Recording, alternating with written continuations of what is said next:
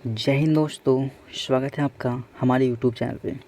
तो आज हम लोग झारखंड का इतिहास के बारे में टॉप 50 एमसीक्यू देखने वाले हैं, जो आपके एग्ज़ाम एसएससी के द्वारा होने वाले 2022-23 में होंगी। चाहे वो उत्पाद सिपाही हो, सचिवालय हो, झारखंड पुलिस हो, दरोगा हो या फिर जेईई का एग्ज़ाम होने वाला हो। ये सारे के लिए झारखंड का इतिहास से 3 से 4 क्वेश्चन एकदम फिक्स है कि रहेगा ही रहेगा।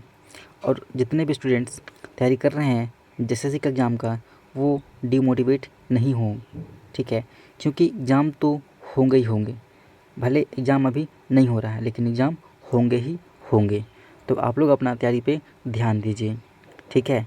तो चलिए स्टार्ट करते हैं पहला क्वेश्चन झारखंड का इतिहास से। तो ये रहा आपके सामने पहला क्वेश्चन कि झारखंड का इतिहास कब से आरंभ हुआ माना जाता है, बताइए। झारखंड का इतिहास कब से आरंभ हुआ ये माना जाता है, तो कब से माना जाता है बताइए। तो ये माना जाता है आपका पूर्व पाषाण काल से। ऑप्शन नंबर ए आपका राइट आंसर हो जाएंगे, ठीक है। चलिए आगे देखिए कि झारखंड के संबंध में निम्नलिखित में से कौन सा कथन असत्य है, बताइए। झारखंड के संबंध में निम्नलिखित में से कौन सा कथन असत्य है।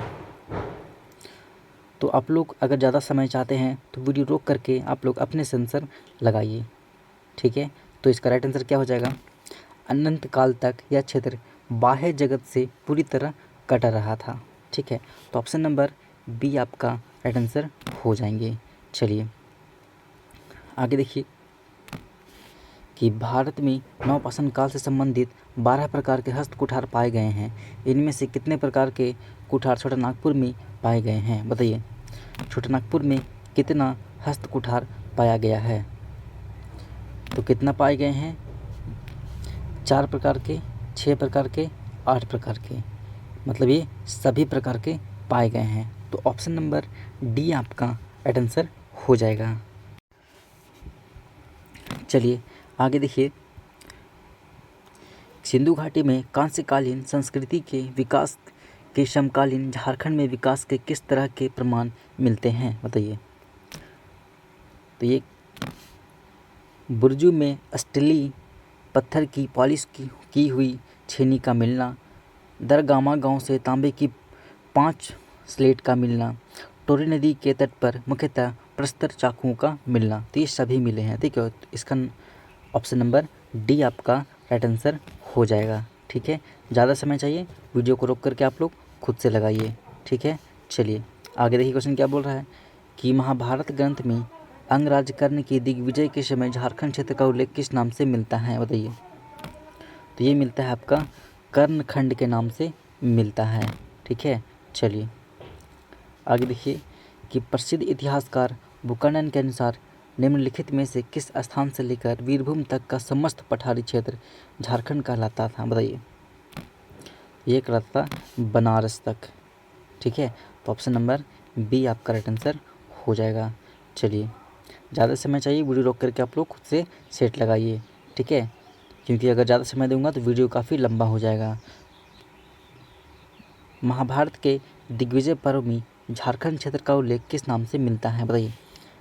महाभारत के दिग्विजय पर्व में झारखंड क्षेत्र का उल्लेख किस नाम से मिलता है, तो किस नाम से मिलता है, ये आपका पुंडरिक देश के नाम से मिलता है। महाभारत के दिग्विजय पर्व में झारखंड का उल्लेख, ठीक है। चलिए आगे देखिए, किस ग्रंथ में झारखंड का उल्लेख पुंडू नाम से किया गया है, किस ग्रंथ में झारखंड का उल्लेख पुंडू नाम से किया गया है, ये किया गया है ऐतरेय ब्राह्मण में। तो ऑप्शन नंबर डी आपका करेक्ट आंसर हो जाएगा। चलिए आगे देखिए कि झारखंड शब्द का प्रयोग प्रथम बार एक ताम्र अभिलेख में किया गया था। यह ताम्रपत्र किस शताब्दी का है, बताइए। झारखंड शब्द का प्रयोग प्रथम बार एक ताम्रपत्र अभिलेख में किया गया था। यह जो ताम्रपत्र है किस शताब्दी का है, बताइए। तो ये है आपका 13वीं शताब्दी का, ऑप्शन नंबर डी। चलिए आगे देखिए, मगध राज्य की सीमा झारखंड के किस नदी के उद्गम स्थल तक मानी जाती है, बताइए। मगध राज्य की सीमा झारखंड के किस नदी के उद्गम स्थल तक मानी जाती है, तो ये मानी जाती है दामोदर तक, ठीक है। ऑप्शन नंबर बी आपका राइट आंसर हो जाएंगे। चलिए आगे देखिए कि चंद्रगुप्त मौर्य काल के शिलालेख संख्या 13 में झारखंड क्षेत्र का उल्लेख किस नाम से किया गया है? बताइए। ये किया गया है आठवीं के नाम से किया गया है। ऑप्शन नंबर सी आपका राइट आंसर हो जाएंगे। चलिए आगे देखिए, झारखंड में खुदाई के दौरान पाए जाने वाले सिक्कों के संबंध में इसमें से कौन सा युग में सम्मिलित नहीं है, बताना है आपको। तो वीडियो रोकिए, आप लोग अपना सेट लगाइए, ठीक है। मैं आंसर्स का बता दे रहा हूँ। ऑप्शन नंबर डी हजारीबाग यूनानी सम्राट के सिक्के, ठीक है। चलिए, और हम लोग डेली यहाँ पे टॉपिक वाइज सारा झारखंड जीके का सेट हम लोग कंप्लीट करते जाएंगे, ठीक है। चलिए आगे देखिए, प्रथम मुंडा आंदोलन किस वर्ष में हुआ था? बताइए, प्रथम मुंडा आंदोलन किस वर्ष में हुआ था? ये हुआ था 1797 में, ठीक है। कब हुआ था? 1797। ऑप्शन नंबर डी आपका राइट आंसर हो जाएंगे। चलिए आगे देखिए कि निम्नलिखित में से कौन सुतिया पाहन द्वारा स्थापित सुतिया नागखंड के 7 गढ़ों का हिस्सा नहीं था? कौन नहीं था? तो धनगढ़, जो जिसको धनबाद बोलते हैं, और देवगढ़, ठीक है। ऑप्शन नंबर डी आपका राइट आंसर हो जाएंगे।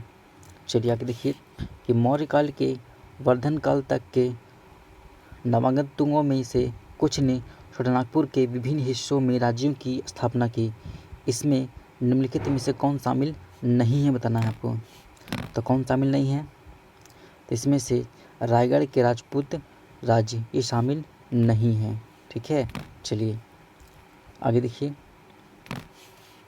झारखंड के नागवंश के संबंध में कौन सा कथन असत्य है? झारखंड के नागवंश के संबंध में कौन सा कथन असत्य है, बताना आपको। तो ये आपका नागवंश का छोटानागपुर में विशेष प्रभाव नहीं था। ऑप्शन नंबर ए आपका राइट आंसर हो जाएंगे, ठीक है। चलिए ये देखिए कि नागवंश के किस शासक ने सुतियांबे से राजधानी स्थानांतरित कर चुटिया में स्थापित की थी? बताइए, नागवंश के किस शासक ने सुतियांबे से राजधानी स्थानांतरित कर चुटिया में स्थापित किया था? तो ये किया था प्रताप रॉय ने। ऑप्शन नंबर डी आपका राइट आंसर हो जाएगा। चलिए आगे देखिए, रामगढ़ राज्य की स्थापना कब हुई थी? बताइए, रामगढ़ राज्य की स्थापना कब हुआ था? तो कब हुआ था? ये 1368 ईस्वी में हुआ था। चलिए आगे देखिए कि रोहतासगढ़ पर शेर खां ने कब अधिकार किया था? रोहतासगढ़ पर शेर खां ने कब अधिकार कर लिया था? कब किया था? ये 1538 ईस्वी में कर लिया था, ठीक है। चलिए आगे देखिए, किस वजह से मुगलों का ध्यान कोकरा की ओर गया था? बताइए, किस वजह से मुगलों का जो ध्यान है वो कोकरा की ओर गया था? तो ये गया था हीरो की वजह से, ठीक है। ऑप्शन नंबर ए आपका राइट आंसर हो जाएगा। चलिए आगे देखिए कि अकबर के शासनकाल में झारखंड का प्रमुख शासक वंश कौन था? अकबर के शासनकाल में झारखंड का प्रमुख शासक वंश कौन था? कौन था बताइए? तो कौन था? कोकराटक का नागवंश, पलामू के चेरो वंश, सिंहभूम का सिंह वंश। तो ये सारे के सारे थे। ऑप्शन नंबर डी आपका राइट आंसर हो जाएगा, ठीक है। चलिए आगे देखिए कि 1585 ईस्वी में कोकरा पर कब्जे के दौरान वहाँ का शासक कौन था? 1585 ईस्वी में कोकरा पर कब्जे के दौरान वहाँ का शासक कौन था? तो कौन था वहाँ का शासक?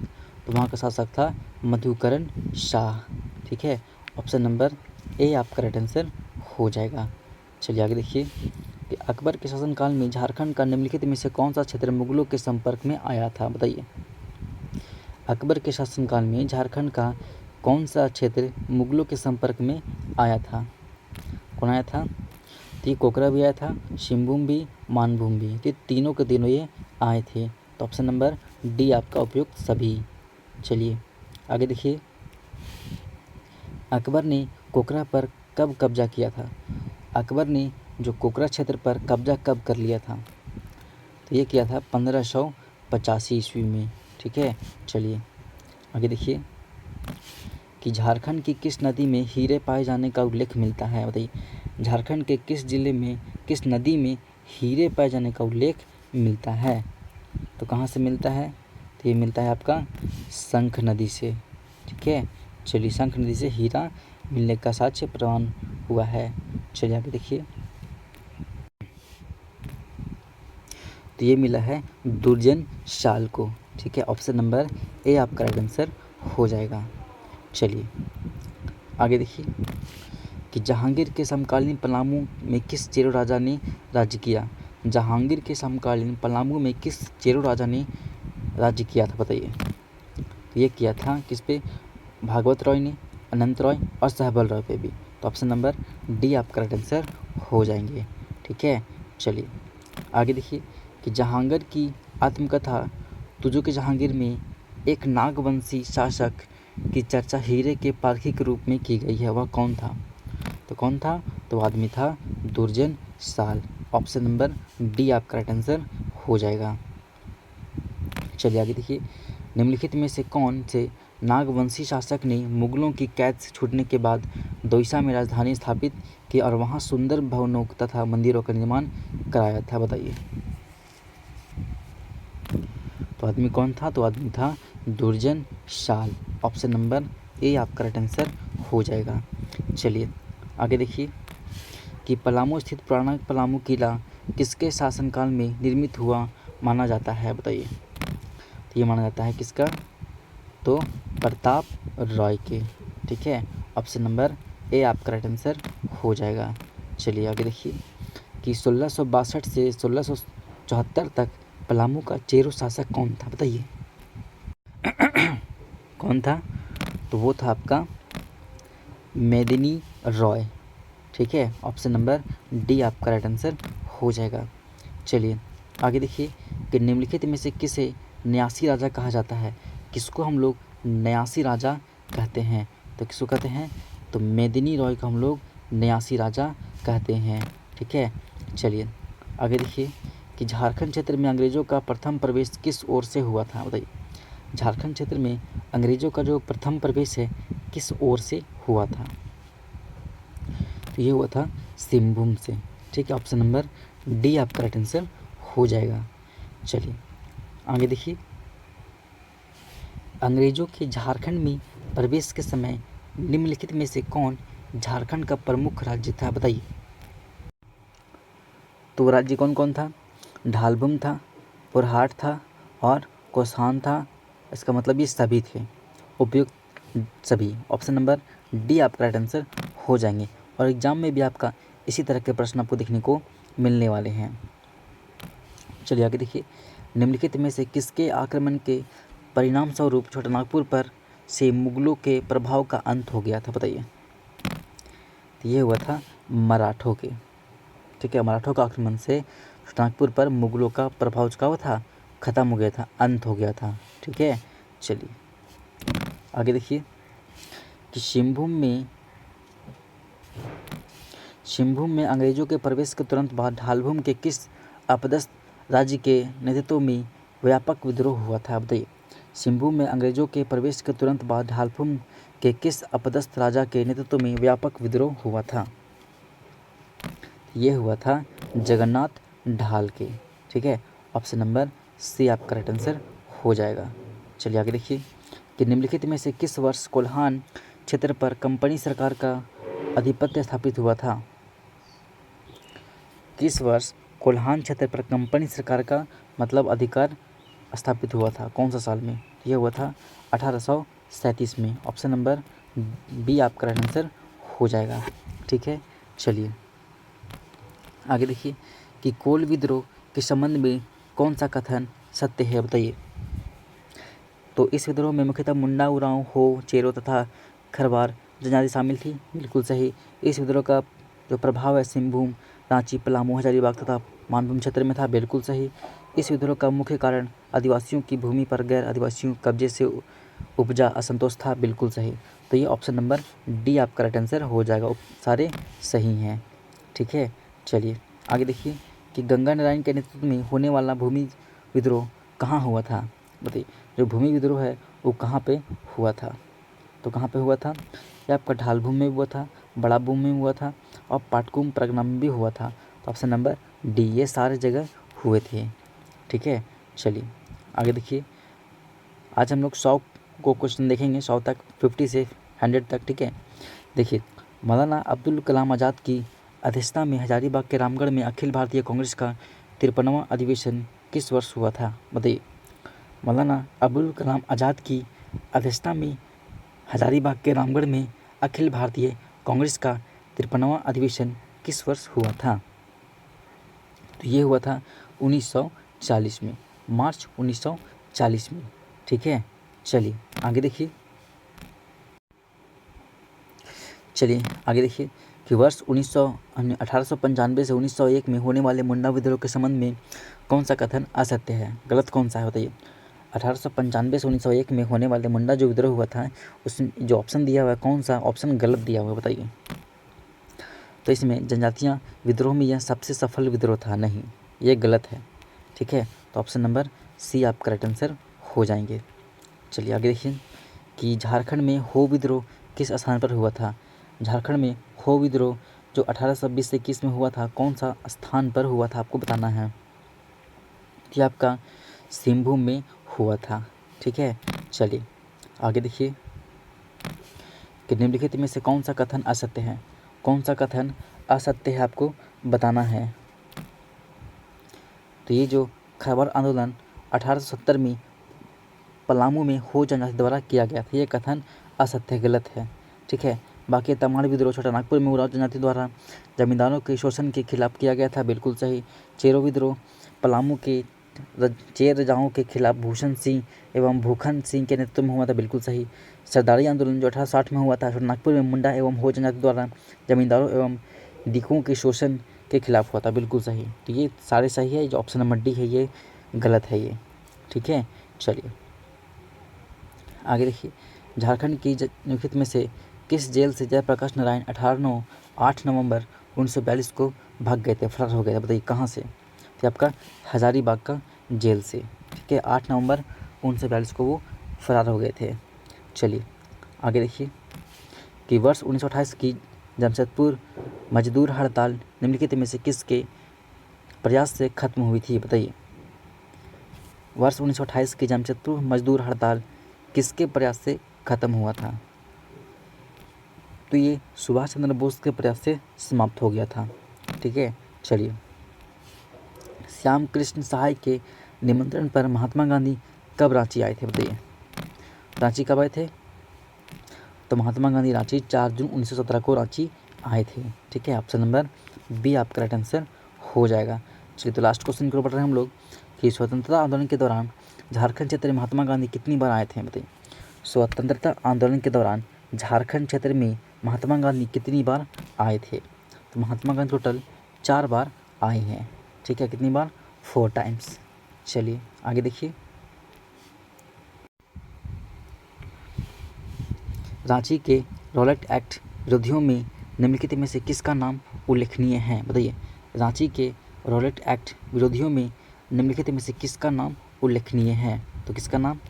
तो ये बाकेश्वर सहाय, गुलाब तिवारी, इसका मतलब ये दोनों का, तीनों का मतलब क्या है? नाम उल्लेखनीय है। ठीक है, रांची के रॉलेट एक्ट में। तो ऑप्शन नंबर सी आप करेक्ट आंसर हो जाएगा। चलिए आगे देखिए कि निम्नलिखित में से कौन सा कथन असत्य है? कौन सा कथन असत्य है आपको बताना है। तो सविनय अवज्ञा आंदोलन के दौरान झारखंड में 26 जनवरी 1930 को पूर्ण स्वतंत्रता दिवस मनाया गया, क्या यह सही है? देखते हैं। तो इसका हम लोग आंसर देखते हैं। 23 जनवरी 1930 को महात्मा गांधी जमशेदपुर आए थे, ये कथन गलत है। ठीक है, ऑप्शन नंबर सी आपका गलत है। चलिए तो आज का लास्ट क्वेश्चन है ये, भारत छोड़ो आंदोलन के संदर्भ में झारखंड की एक महत्वपूर्ण घटना कौन सी है? बताइए। भारत छोड़ो आंदोलन के संबंध में झारखंड की एक महत्वपूर्ण घटना कौन सी है? तो राष्ट्रीय स्तर के कई नेताओं को हजारीबाग जेल में बंद किया गया था। ये घटना क्या है? बहुत महत्वपूर्ण है। तो ऑप्शन नंबर ए आपका राइट आंसर हो जाएगा। तो देखिए आज हम लोग टॉप 50 MCQ देखे हैं, तो कल हम लोग झारखंड का दूसरा टॉपिक से क्वेश्चन को देखेंगे। तो वीडियो अच्छा लगा हो तो चैनल को सब्सक्राइब करके बेल आइकन को ऑल पे सेट करके रख दीजिए। तो चलिए मिलते हैं नेक्स्ट वीडियो में।